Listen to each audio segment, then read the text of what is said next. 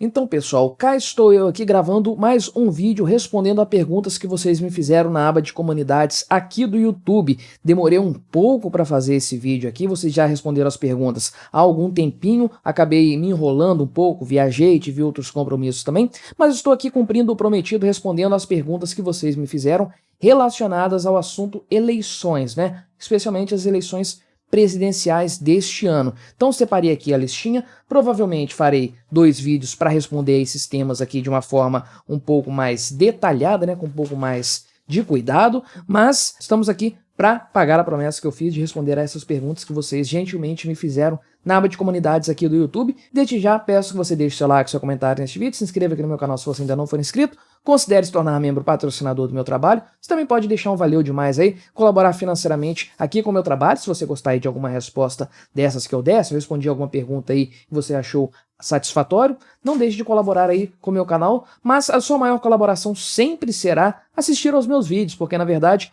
é isso que importa para o YouTube, é o que faz os meus vídeos serem recomendados a mais pessoas. Agradeço a você que assiste sempre os meus vídeos, colabora aí com a melhoria do alcance do meu canal. Então vamos começar aqui com a pergunta de Bin, ou BN, não sei dizer. Ele me pergunta quais foram os erros da campanha do Bolsonaro na minha visão. Existem, na minha opinião, alguns erros estratégicos no pensamento geral da campanha do Bolsonaro, principalmente na questão de subestimar o poder que a grande mídia ainda tem em atingir determinada parcela da população brasileira. Então isso aí foi um pouco negligenciado, ao meu ver, na campanha do Bolsonaro. Acho que ele deveria ter se aproximado mais de uma forma estratégica do público do Sudeste, algo que o Lula fez, né, chamando o Alckmin para ser o vice dele. Foi uma grande estratégia do Lula, uma vez que ele já sabia que ele tinha o Nordeste garantido para ele, ele passou a buscar uma forma de angariar mais votos no Sudeste. Então, não tenha dúvidas, o fato do Lula ter sido muito mais bem posicionado em São Paulo do que o Haddad foi em 2018, muito disso se deve ao fato do Geraldo Alckmin ser o vice do Lula, né? Então, acho que houve esses erros estratégicos aí. Agora, em relação a pessoas relacionadas à campanha do Bolsonaro, acredito que muita gente cometeu erros primários, falta estratégia, falta pensamento estratégico para as pessoas agir menos de acordo com as emoções e agir muito mais de acordo com a razão, de acordo com uma coisa assim, um pensamento já estruturado em relação ao que é vantajoso para a campanha de um candidato. Erros cometidos aí pela Carla Zambelli, aquele caso dela lá, outro camarada que estava no debate lá do Tarcísio de Freitas também. Enfim, uma série de erros cometidos por pessoas da campanha do Bolsonaro que acabaram manchando um pouco a imagem dele. Então isso aí deveria ser reavaliado pela direita como um todo para as próximas eleições, para que erros primários não sejam cometidos. Já Yoshikage pergunta qual foi o nosso erro durante a campanha. Então, pensando como direita, né, no geral, pensando como movimento libertário, eu acho que nós erramos na campanha nos dividindo muito e não tendo pensamento estratégico. Olha o que a esquerda fez nas campanhas. A esquerda se uniu para garantir a vitória do Lula, né? Pessoas aí com grandes diferenças deixaram suas diferenças de lado em prol de um objetivo maior, um objetivo ruim naturalmente. E nós que temos um bom objetivo em mente, não utilizamos de um pensamento estratégico nesse sentido. Então acredito que houve muita divisão dentro da direita, pessoas aí que agiram deliberadamente, parece, para prejudicar a candidatura do Bolsonaro, a saber, o pessoal do MBL, os irmãos Weintraub, Joyce Hasselman, pessoas aí que se elegeram na onda do bolsonarismo em 2018, tudo isso ajudou a prejudicar o Bolsonaro e a garantir a vitória do Lula. Isso é uma coisa assim que não entra na minha cabeça. Como é que pessoas podem querer prejudicar o Bolsonaro sabendo que o Lula vai chegar ao poder? Pessoas que se dizem de direita, como é que elas podem querer isso aí, né? O pessoal do MBL eu até entendo qual é o motivo deles por trás disso aí, mas muita gente da direita acabou não tendo um pensamento estratégico e agora todo mundo vai pagar o preço disso. Lá do Lunar pergunta se existe possibilidade de o vice assumir a presidência da República. Com certeza existe essa possibilidade, muita gente da direita está torcendo para isso acontecer naturalmente, porque o Geraldo Alckmin provavelmente vai ser um cara muito mais estável do ponto de vista econômico, do ponto de vista até de ideias políticas do que o Lula, que é um extremista, né? Então muita gente da direita quer isso, mas não tenha dúvidas, muita gente que está do lado do Lula também quer isso, também quer ver o Lula saindo pela porta dos fundos da presidência da República. Eu arriscaria até dizer que pessoas muito próximas a Lula no aspecto da esquerda, que pessoas aí como Armínio Fraga, Henrique Meirelles, gostariam que o Lula saísse, esse pessoal mais do centro, pessoal que tem um pensamento econômico mais equilibrado, isso é óbvio, todo mundo sabe que eles gostariam que o Lula saísse o quanto antes para o Geraldo Alckmin assumir o poder. Agora, mesmo pessoas de esquerda gostariam de ver o Lula arruinado para que elas subissem ao patamar de lideranças da esquerda no lugar do Lula. Porque enquanto ele estiver no poder, ninguém vai conseguir galgar esse degrau. A gente sabe que o Lula vive extirpando os que se destacam no partido dele, no PT. Ele vive promovendo purgas dentro do partido para eliminar todas as possíveis lideranças concorrentes. Então tem muita gente dentro do partido que gostaria muito de ver o Geraldo Alckmin assumindo esse lugar do Lula. Luan Campeiro pergunta se existe chance de aparelhamento das instituições como já ocorreu no judiciário.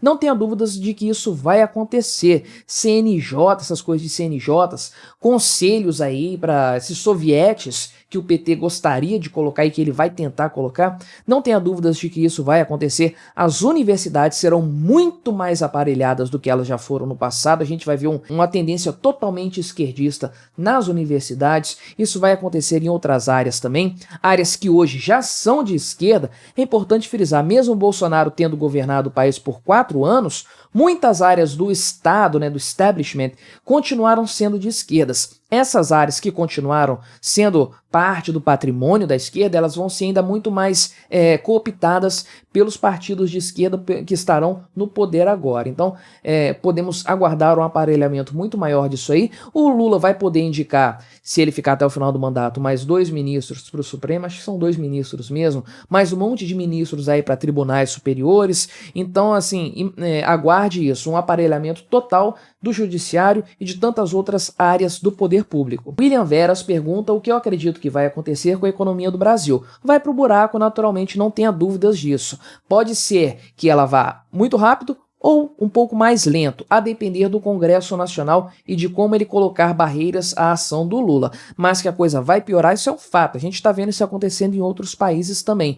Então, não é uma questão de se a economia vai piorar, mas sim em qual intensidade isso vai acontecer. Pelo sim ou pelo não, comece a proteger o seu patrimônio da ação estatal para evitar que você seja pego de surpresa aí, caso o cenário provável, possível para o próximo ano, para os próximos anos, seja de uma tragédia econômica total por causa de ações do PT. Ronaldo Cesarino fala sobre a necessidade de fazermos boicote ao invés de manifestações violentas. Manifestações violentas eu sempre sou contra. Manifestar, ir para as ruas, protestar, isso aí eu sou plenamente a favor e acho que devemos fazer sempre. Boicote e manifestações ao mesmo tempo. Vamos boicotar aí, especialmente veículos de grande mídia. Esses conglomerados de informação que ajudaram a eleger o Lula, eles são braços do establishment que estão na iniciativa privada. Então, dificilmente eles vão falir agora que o Lula está no poder, porque ele vai injetar dinheiro nessa turma e todo mundo vai cobrar o preço da campanha que eles fizeram pro Lula, né? Mas a gente tem que trabalhar para que, da nossa parte, eles não tenham ganho algum, né? Seja de visibilidade, seja aí de anúncios, enfim, de todas as formas. Também aí outros grupos que ajudaram a eleger o Lula, todos eles merecem sim o nosso boicote. Mas eu acho que devemos fazer as duas coisas. Boicote e manifestações, infernizar a vida do Lula nas ruas, o tempo todo pedir o impeachment, o tempo todo exigir posicionamentos contra o Lula por parte dos parlamentares que nós elegemos, né? Temos que fazer as duas coisas. Igor Henrique pergunta como eu avalio a reação dos libertários ao resultado das eleições, né?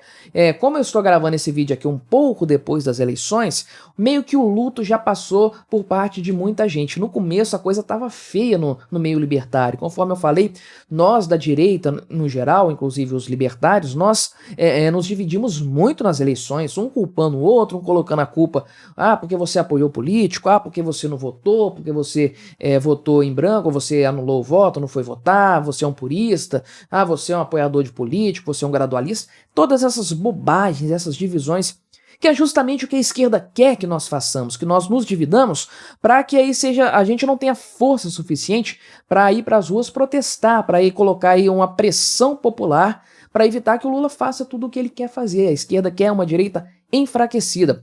Já falei em outros vídeos também que nós não podemos deixar que a janela de Overton se desloque novamente para a esquerda. O discurso público ainda é de direita, então vamos continuar batendo nas teclas que nós sempre batemos. Mais liberdade, armamento civil, homeschooling, privatizações, tudo isso que é muito caro para nós. Então, eu acho que houve excessos da parte de todos os libertários. Quando das eleições, o resultado foi muito ruim para todos nós, é claro, mas o luto já passou, agora é hora de a gente levantar a cabeça e pensar de forma estratégica. O que nós vamos fazer para a mensagem da liberdade ser divulgada com ainda mais vigor? Lembre-se sempre que um partido de esquerda no poder, o PT no poder, é sempre uma oportunidade para as ideias da liberdade serem divulgadas. Ninguém criou tantos libertários no Brasil quanto a Dilma Rousseff. A gente sabe disso muito bem. Petros Davi pergunta se o Bolsonaro é o maior causador de sua própria derrota. Não acho que ele seja o maior causador da própria derrota. Eu acho que ele errou, eu acho que ele tem alguns problemas. Muitos dos problemas dele ele sequer pode resolver, porque na verdade esse jeito, por exemplo, agressivo do Bolsonaro foi isso que colocou ele lá, que deu visibilidade para ele para início de história. Então ele não pode nem trair o próprio jeito de ser e ao mesmo tempo não pode corrigir isso aí para ganhar mais votos. Ele fica assim numa sinuca de bico, não tem como agradar todo mundo também nessa história. Houve por parte do establishment uma tentativa massiva que se mostrou vitoriosa no final das contas de derrubar o Bolsonaro. Eu acho que nem o Bolsonaro nem nós estávamos preparados para isso, pro tanto de coisa que aconteceu. A gente não esperava um jogo tão sujo, a gente não esperava um TSE agindo de forma claramente favorecendo o Lula, favorecendo um candidato, a gente não esperava que ele fosse um partido político de esquerda, a gente não esperava que a grande mídia agisse de forma tão canalha, tão cretina contra o Bolsonaro. Nós fomos pegos de surpresa e o Bolsonaro também. Se tem algo que se pode dizer contra ele então, é que ele não estava bem preparado para tudo que foi feito contra ele. Leonardo Giacomo pergunta se não é hora de lutarmos no campo das ideias. Sempre é e sempre será. Mesmo se o Bolsonaro tivesse vencido, teríamos que continuar lutando contra o Estado no campo das ideias. É aí que o debate verdadeiramente é vencido. Por que você acha que a esquerda conseguiu se cristalizar no poder estatal depois do fim do período da ditadura militar? Porque eles passaram aí os 21 anos da ditadura militar trabalhando no campo das ideias, infiltrando pessoas em universidades, em igrejas, em associações, para normalizar as ideias de esquerda. Quando chegou a Constituinte em 1988, já era senso comum as ideias de esquerda, as ideias padrão de esquerda, então tudo isso entrou na Constituição, porque eles fizeram um trabalho de tempo, um trabalho com calma, mas com método, para incutir as ideias da esquerda, ideias ruins, ideias prejudiciais no imaginário popular, no senso comum. É isso que nós temos que fazer também. Volta ao ponto da janela de Overton.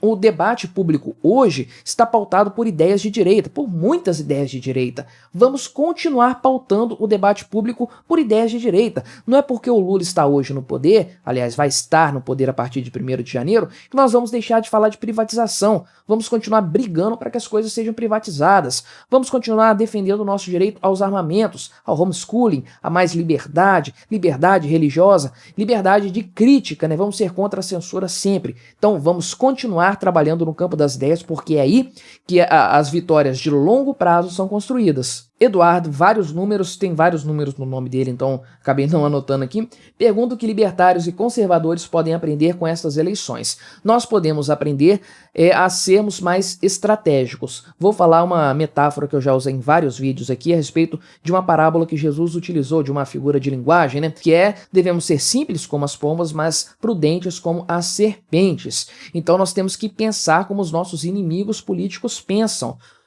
A forma estratégica como eles agem, como eles se unem. Então libertários e conservadores podem ter suas diferenças? Podem, mas eles têm muita coisa em comum e eles têm um candidato que seria muito mais favorável a ambos os cenários, a ambas as visões de mundo. Então, deveria-se ter trabalhado mais em conjunto esses dois grupos aí. As diferenças ficam para depois, deveriam ficar para depois, porque todos seriam beneficiados nessa história. Então fica essa lição para os grupos de direita, os libertários, os conservadores, os liberais e todos mais, se unirem para lutar contra a esquerda. A partir de agora, é isso que nós devemos fazer, porque isso vai beneficiar a todos nós. E vamos utilizar de armas de esquerda também, que eles usaram sempre e continuam usando. Esse negócio aí de tumultuar, criar votações políticas, fazer toda a sorte aí de protestos, ficar pedindo impeachment o tempo todo, protestando nas redes sociais, tudo isso temos que fazer com consistência. Vamos adotar essa estratégia daqui pra frente. Éder Renato faz 3 perguntas, vou responder essas 3, encerrar aqui o vídeo e depois fazer uma segunda parte. Primeiro, como preservar a direita após a vitória do Lula. Segundo, se ele vai capitalizar em cima da economia de Paulo Guedes. E terceiro, como combater a esquerda católica. Pois bem, como preservar a direita após a vitória do Lula é o que eu falei na pergunta anterior. Todos nós, todos, conservadores, libertários, liberais, todos que se consideram de esquerda, temos um pensamento estratégico. É hora de nós unirmos o que nós temos em comum para nos protegermos e lutarmos contra a esquerda. Não é hora de nos dividirmos por causa de bobagem, por causa de picuinha, ficar um colocando a culpa no outro pela vitória do Lula. Não. Passou essa hora, é hora de nós nos unirmos. Se o Lula vai capitalizar em cima da economia do Paulo Guedes, um pouco sim, porque nós não estamos num cenário muito favorável não. O que o Paulo Guedes e a equipe econômica dele, do governo Bolsonaro, conseguiram fazer foi evitar uma grande catástrofe, uma grande tragédia no Brasil e conseguiram cenários muito positivos, mas com coisas pontuais. Não há muito mais, assim, nenhum governo mais vai querer ficar cortando mais impostos além do que foram cortados. Uma hora você privatiza tudo que existe para privatizar, não tem mais caixa em relação a isso aí, e de fato o próximo cenário, o cenário do próximo ano, do ponto de vista econômico mundial, não é muito favorável. Então, alguns projetam aí um boom das commodities para o próximo ano, que pode favorecer o Lula como favoreceu lá atrás. Mas eu não acredito que ele vai conseguir surfar muito bem na economia do Paulo Guedes, porque os números de 2023, ao que tudo indicam, serão piores do que os deste ano. Então, em dezembro de 2023, se as previsões se manterem, nós vamos poder esfregar na cara do Lula, se ele tiver no poder ainda até lá, é claro, o quão pior a economia foi no governo dele em relação ao governo do Bolsonaro. Agora, em relação à esquerda católica, o que nós temos que fazer, e eu como católico tenho pensado muito nesses dias, refletido bastante a esse respeito, é nós pararmos de ficar fingindo que nós não somos de direita. Vamos assumir esse nosso lado, vamos afirmar que nós somos pessoas de direita, pessoas conservadoras e que somos anti-Lula, anti-PT. Porque os filhos das trevas que estão infiltrados na Igreja Católica, eles não escondem o que eles são, eles falam abertamente. E nós de direita, a gente fica sempre aí pisando em ovos, não vamos manifestar nossa posição política, não vamos misturar as coisas, não, vamos falar, deixar claro para todo mundo, sim, votei no Bolsonaro, sim, sou uma pessoa de esquerda, sim, sou a favor do armamento civil, sou contra o aborto, sou a favor do homeschooling, sou a favor da liberdade, sou contra gastança pública, assistencialismo, sou a favor do teto de gastos, vamos falar tudo isso. E se isso constranger pessoas de esquerda que estão dentro da igreja, quem liga, quem se importa, precisamos ser mais verdadeiros, mais autênticos. Porque é assim que a esquerda foi combatida em outras áreas, é assim que ela vai ser combatida dentro da igreja também, por meio da apresentação das ideias e da demonstração de como aquilo que a esquerda prega não condiz com a realidade. Isso funcionou fora da igreja, vai funcionar dentro da igreja também. Tá na hora de nós extirparmos da Igreja Católica essa infiltração, essa parasitagem esquerdista que acabou adentrando em vários espaços, ocupando muitos espaços e normalizando alguns discursos que de forma alguma deveriam ter sido normalizados dentro da Igreja Católica. Pois bem, vou encerrar este vídeo aqui porque ele está ficando muito comprido, ainda tenho mais 11 perguntas para responder, farei isso muito em breve aqui no canal também. Não se esqueça de deixar o seu like aí, se quiser deixar alguma pergunta aí nos comentários eu responderei também e até a próxima.